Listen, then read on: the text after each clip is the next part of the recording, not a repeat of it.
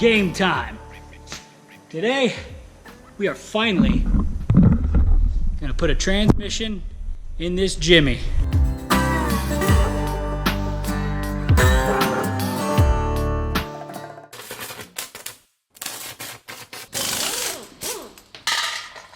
So if you haven't been up to date here, obviously the COVID shutdown had a sideline for a while. I bought that Jimmy about 2 months before everything got shut down back in the end of January, and then had some big plans for it, and then obviously the world had some plans for us. We've just been released from the quarantine. They're opening up businesses and stuff now, but obviously we're keeping it safe here at Hoonigan, so I'm working solo. So here's what we gotta do. This, to fill you in, is a 1978 GMC Jimmy. It's got a 454 big block in it, and currently a blown 700 R4 two-wheel drive transmission. Why the previous owner decided to put that in there, I don't know. Probably to get better gas mileage because it had turbo 350 in it before. 3 speeds, you know, swapped it out for 4. Didn't work out. We're gonna bring this thing back to the 4-wheel drive legend that it always was.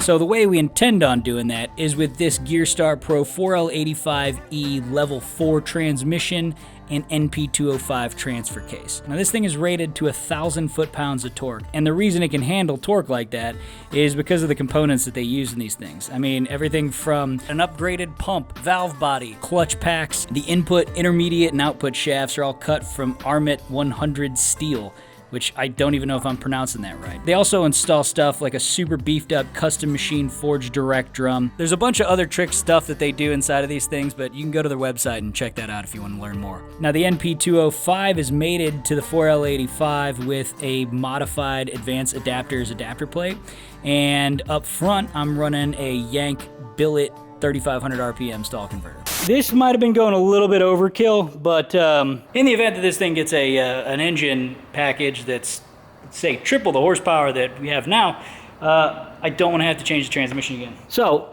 obviously, using an electronically controlled transmission with a carbureted OG big block, there's going to be some things that we need to do. We need to address the issue of controlling it. Here's how we're going to do that. Controlling the transmission, we've got this little HGM electronics CompuShift system. Basically, it's a computer to shift your electronic control new age transmission. It comes with a little harness.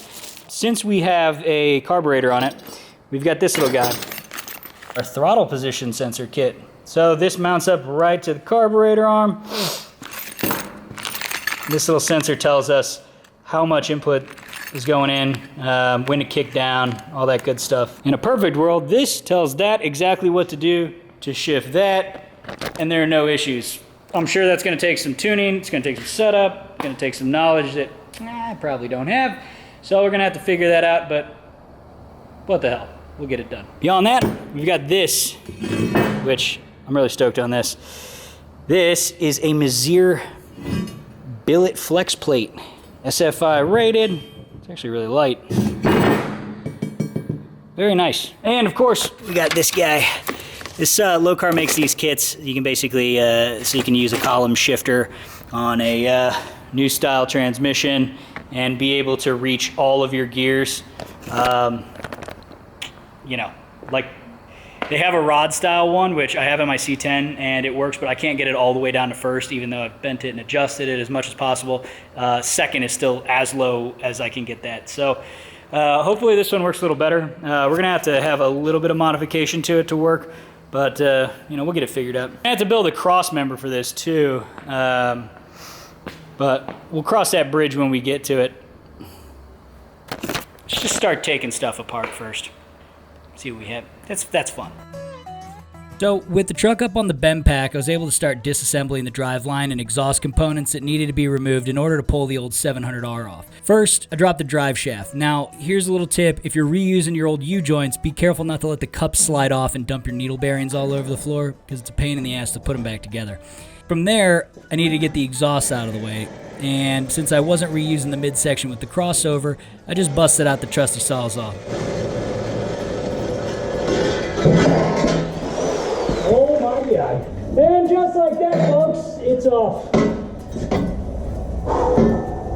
Now Now next, I disconnected the shift linkage, the kickdown cable, and the starter, and I unbolted the converter from the flex plate. After you get your last bell housing bolts out, it's just a matter of getting the bell housing off the alignment dowels and dropping it down on the trans jack.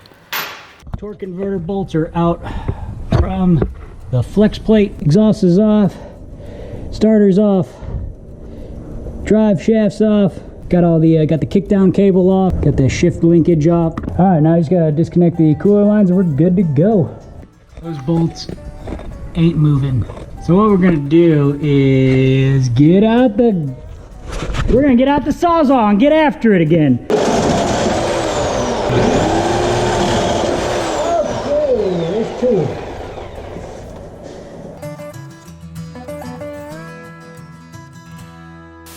Holy crap. Okay. Figured I'd spare you the pure chaos of me just dropping the transmission on the ground, but it is out. All right. So, old guy on the floor here. Look how pretty that looks. Old, new. Old, new. Two-wheel drive, correct wheel drive. 4 wheels. So once the trans is out of the way, I got to removing the old flex plate and swapping it out for the new Mazir billet flex plate I picked up. Now, these flex plate bolts are torqued to 65 foot-pounds and using a star pattern.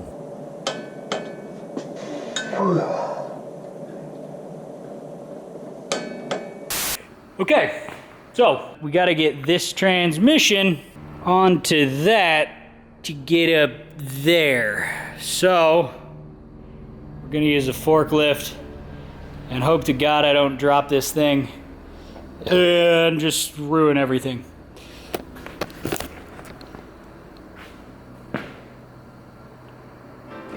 So after muscling the transmission and transfer case up onto the trans jack, the install process is pretty straightforward. It's basically the reverse of what you just did.